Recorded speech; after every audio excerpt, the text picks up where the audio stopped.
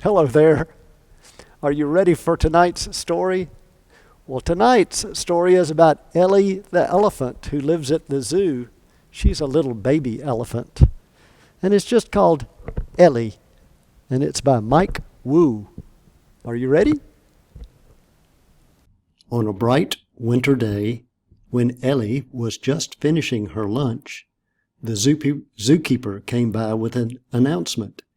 "Gather round," Walt called. "I have some news." "It's a sad day," he said. "The zoo is closing." The animals were heartbroken. "There must be something we can do," Ellie whispered to her friends. "The zoo is our home." "Perhaps we can spruce it up a bit," Gerard suggested. Gerard always had good ideas. "I'll prune the trees," Lucy said, nibbling a leaf. "If only my trunk were longer," said Ellie. "I'll move this rock," Gerard huffed, clearing it off the path. "If only my muscles were bigger," said Ellie. "We've already cleaned here," said the monkeys. "What can I do to help?" Ellie wondered. It seemed like everyone had a talent. Everyone but Ellie. Ellie thought she'd asked Walt to give her a job, but he was busy too. When the monkeys called him away, Ellie picked up the strange object he'd been holding. It had smooth wood on one side and prickly hairs on the other. Ellie gave it a try. When Walt returned and saw her creation, he sprinted back down the path without a word. Had she ruined the wall?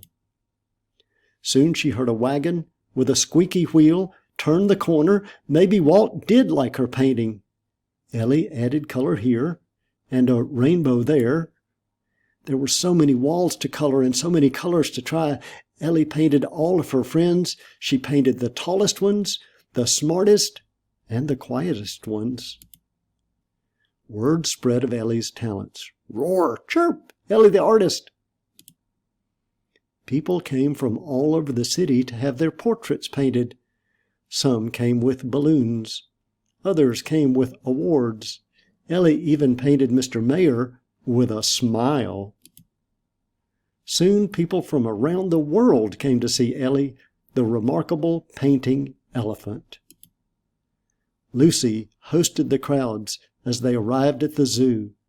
Gerard led tours through Ellie's art gallery. And on a bright spring day, with crowds cheering him on, Walt declared, "We are open for good, thanks to Ellie."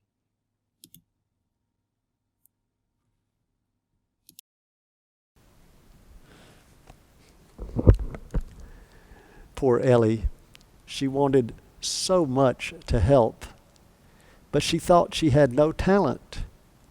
She couldn't reach up high like the giraffe. She couldn't pick up heavy things like the ape. She couldn't do delicate things like the mouse. She just felt like she was kind of useless. But she kept trying. And it turned out that she had a talent that none of the others did. It turned out she was an artist. And it was her gift, not the others, that wound up saving the zoo, because people came from all over to see her artwork. You have a talent that's different from what I can do. You will be able to do things I can't do. And I can probably do some things that you can't do. God has given us each our own talents, our own abilities.